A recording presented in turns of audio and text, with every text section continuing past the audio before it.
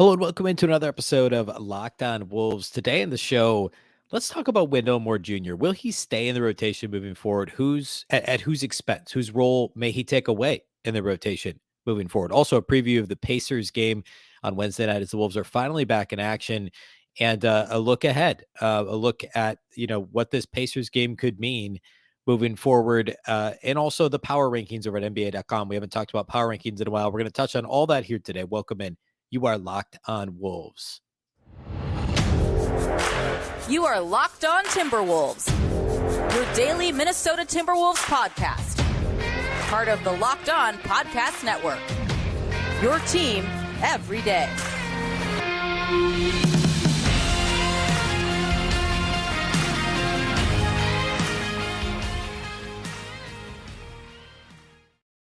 Hello and welcome to the Locked On Wolves podcast, part of the Locked On Podcast Network, your team every day. My name is Ben Beecken. I'm the host of Locked On Wolves. Today's episode is brought to you by Prize Picks. First-time users can receive a 100% instant deposit match up to $100 with the promo code Locked On. That's prizepicks.com, promo code Locked On. Happy Wednesday, everybody. Happy Hump Day and happy Timberwolves game day. Feels like it's been forever since the Wolves have played. And Wolves-Pacers tonight, so get excited for that. We'll preview that later in the show. Plenty to get to here. First, though, a big thank you, first of all, for making Locked On Wolves your first listen every day. Of course, Locked On Wolves is free and available everywhere, including YouTube, as well as all of your favorite audio platforms from Apple to Google, Spotify to Odyssey. You can also watch the show on the new Locked On Sports Minnesota app. That's on both Roku and Amazon Fire TV. Go download it and watch Locked On Wolves, Locked On Vikings, Locked On Twins. This is a great time of year. Will the Twins sign Carlos Correa? What's going on at baseball winter meetings? Locked On Golden Gophers, the start of the basketball season there. Plenty to check out at the Roku and Amazon Fire TV devices on the Locked On Sports Minnesota app. All right.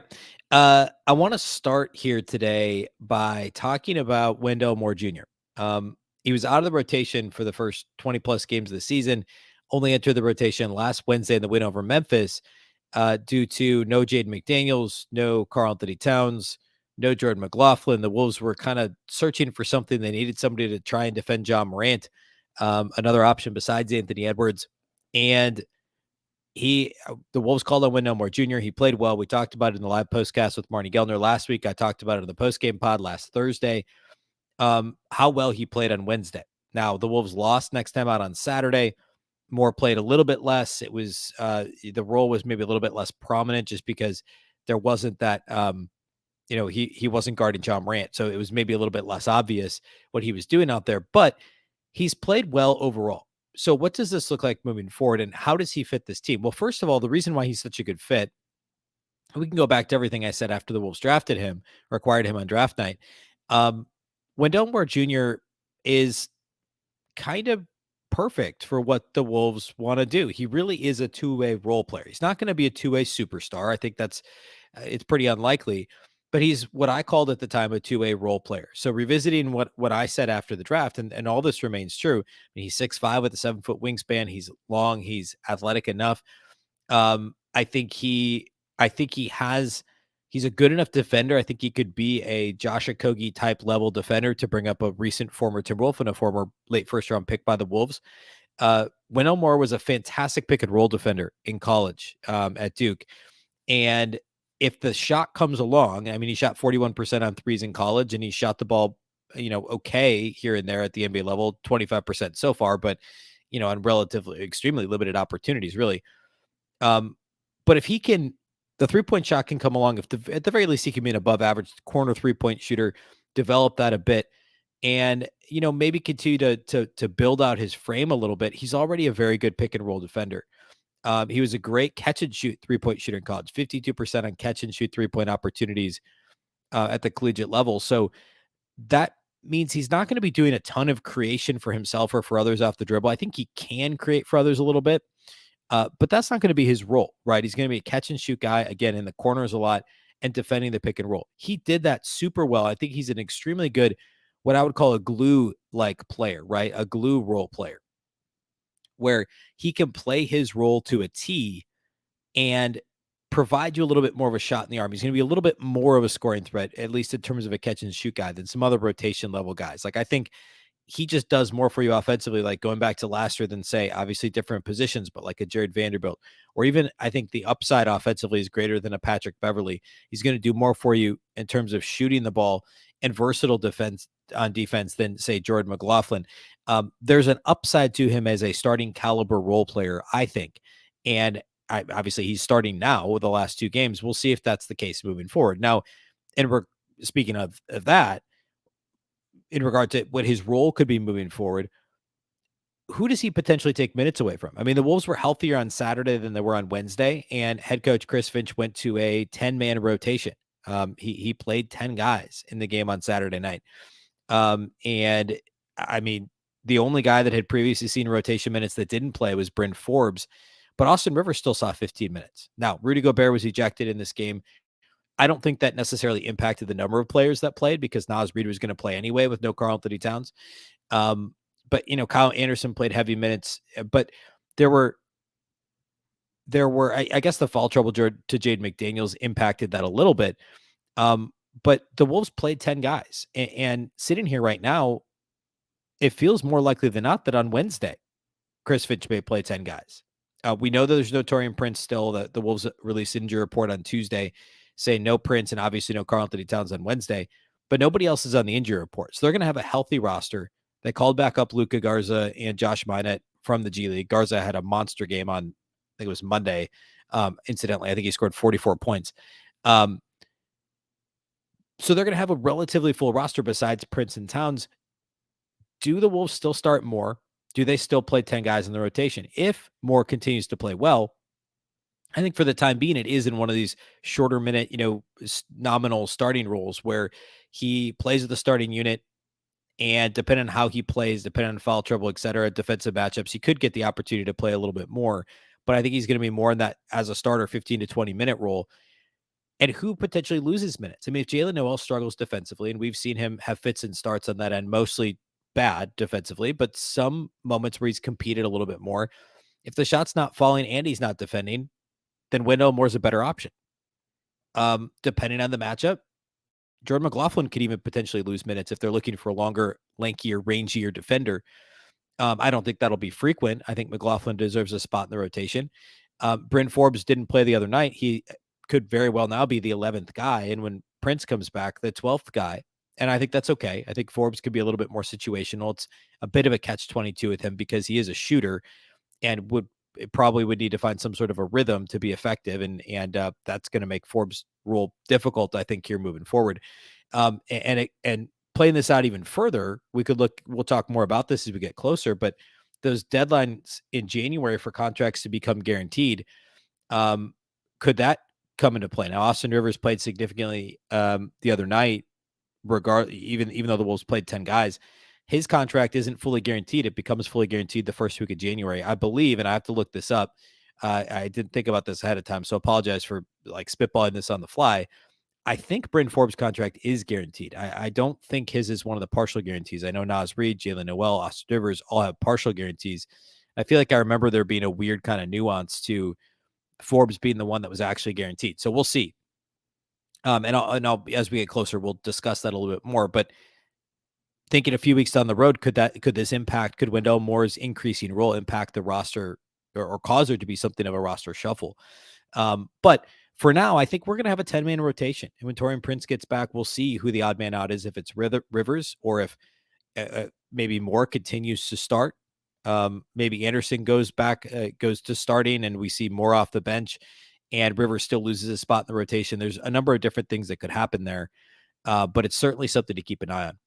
All right, I want to preview the Pacers game next, and then I want to close by looking at the NBA.com power rankings and what John Schumann at NBA.com is saying about the Wolves, and kind of nationally what the attitude is towards the Timberwolves. So we'll do that here next. First, though, today's episode of Locked On Wolves is brought to us by our friends over at Prize Picks.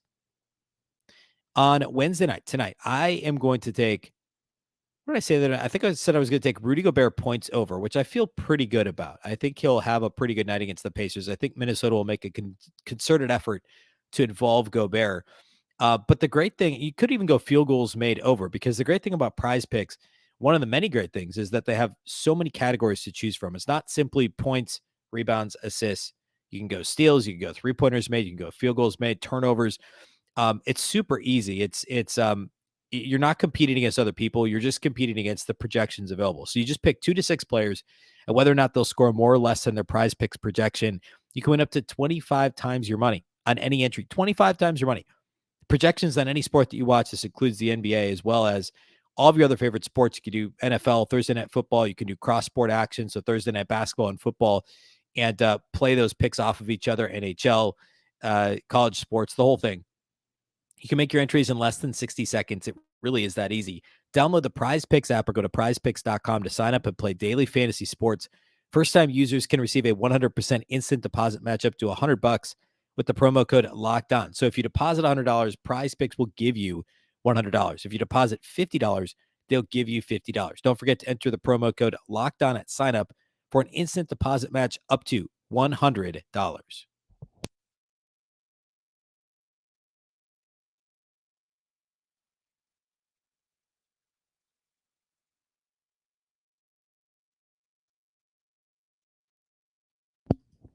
A big thank you once again for making Locked On Wolves your first listen today. Now, for your second listen, check out Locked On Sports today. From the games that matter the most to the biggest stories in sports, go beyond the scoreboard and behind the scenes with local experts and insights that only Locked On can provide.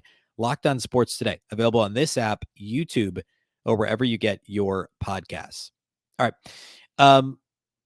Let's talk about the Pacers matchup. So the Wolves just played the Pacers here 2 weeks ago, actually, to the day.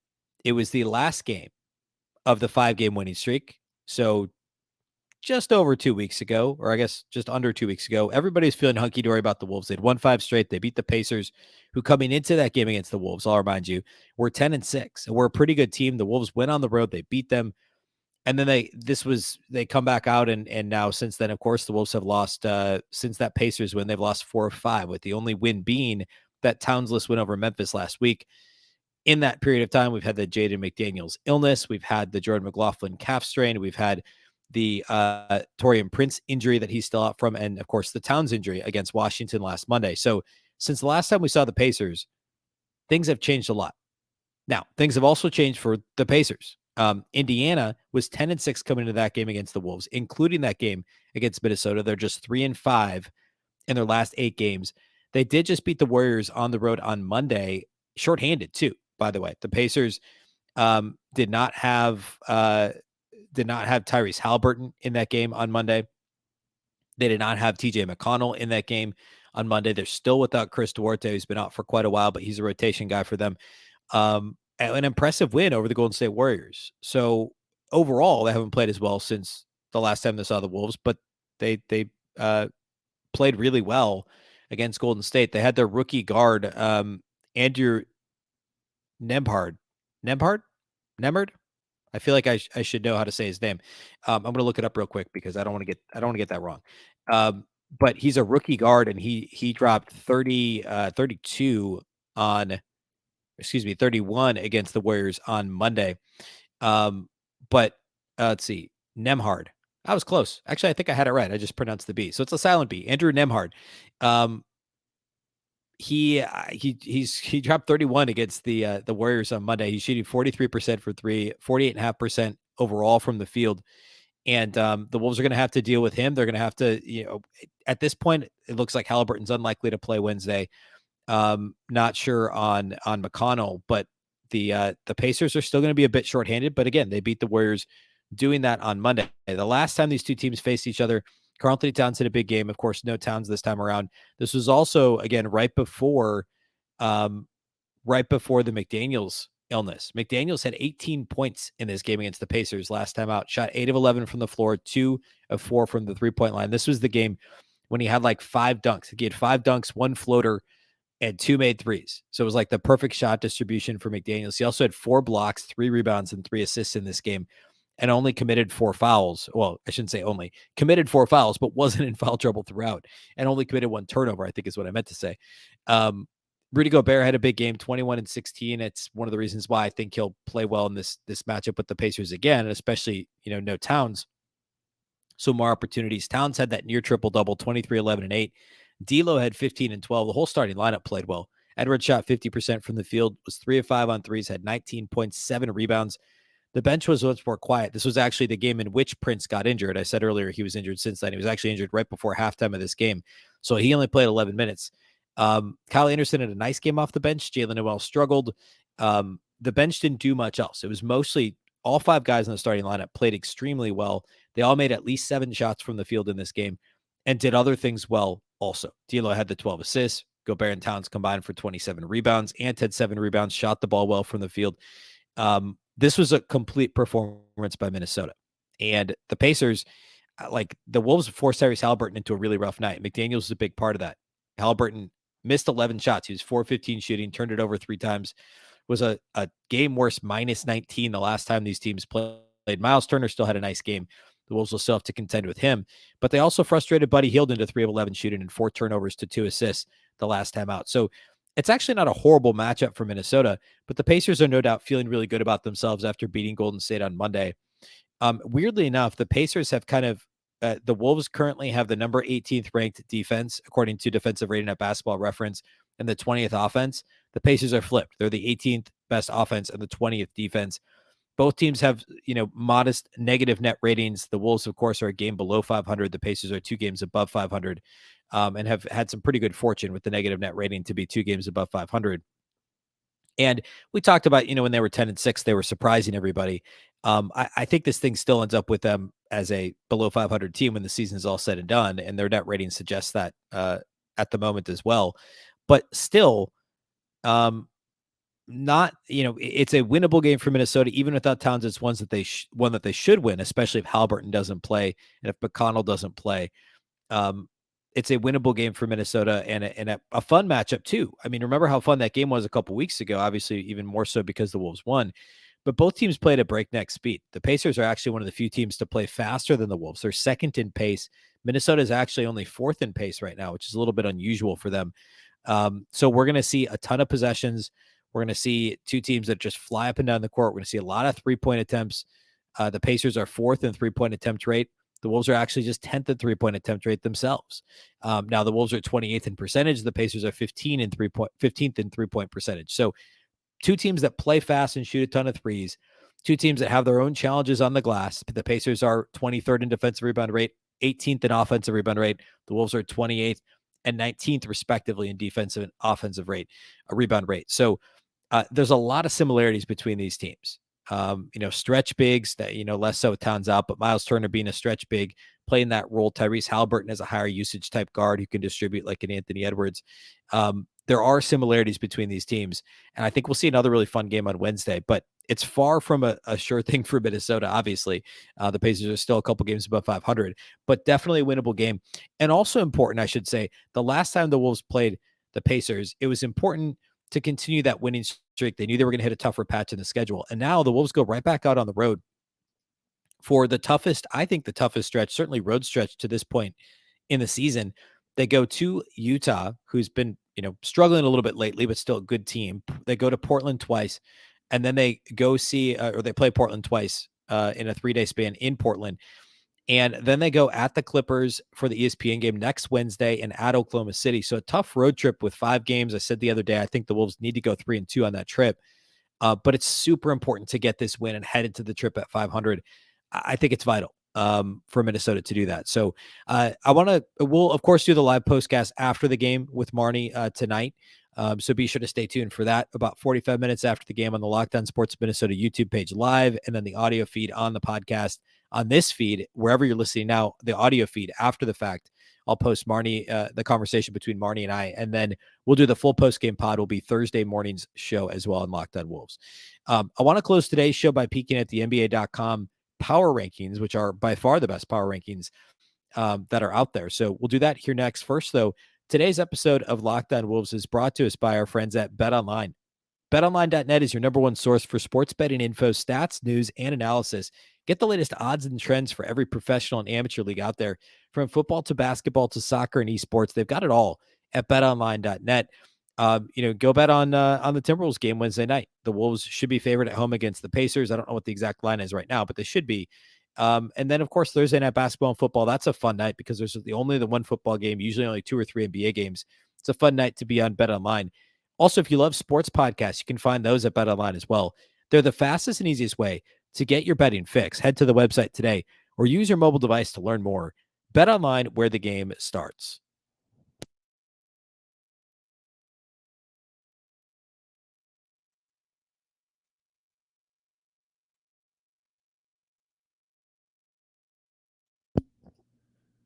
All right, so I've talked a lot on the show before about the best power rankings league-wide are clearly the NBA.com rankings. Now, I haven't talked much about power rankings this season, and honestly, it's because it's a disappointing conversation, right?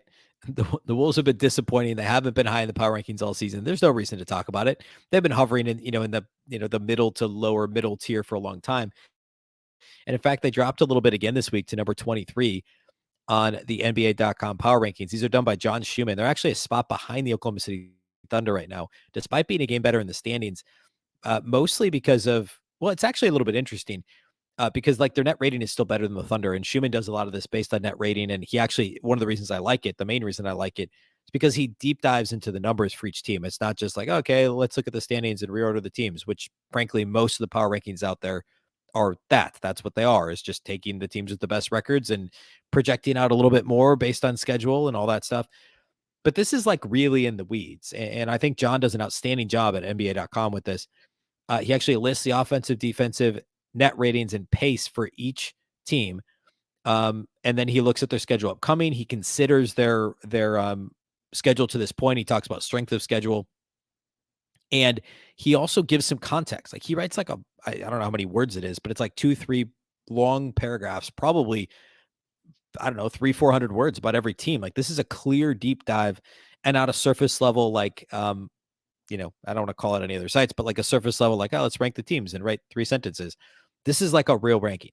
So go check it out at NBA.com. They come out, I think, typically Mondays. So a couple days behind this one, but I thought this was relevant, with no Karl-Anthony Towns and there haven't been games in a few days. So what do people think about the Wolves?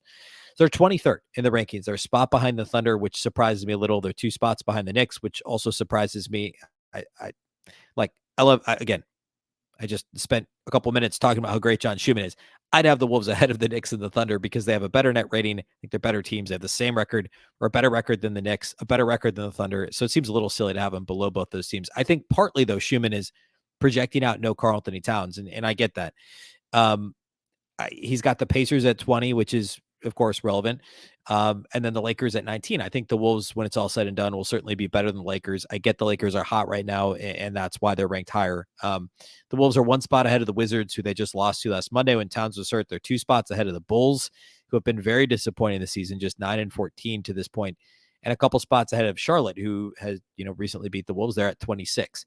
So what Schumann says about the Wolves is basically what I've been talking about, how it's too bad the Wolves will now have the stretch of time with no Gobert. So you lose that period of time to see what Towns and Gobert look like together. You look up and we're almost at the midway point of the season, and Towns and Gobert will have only played a handful of time together.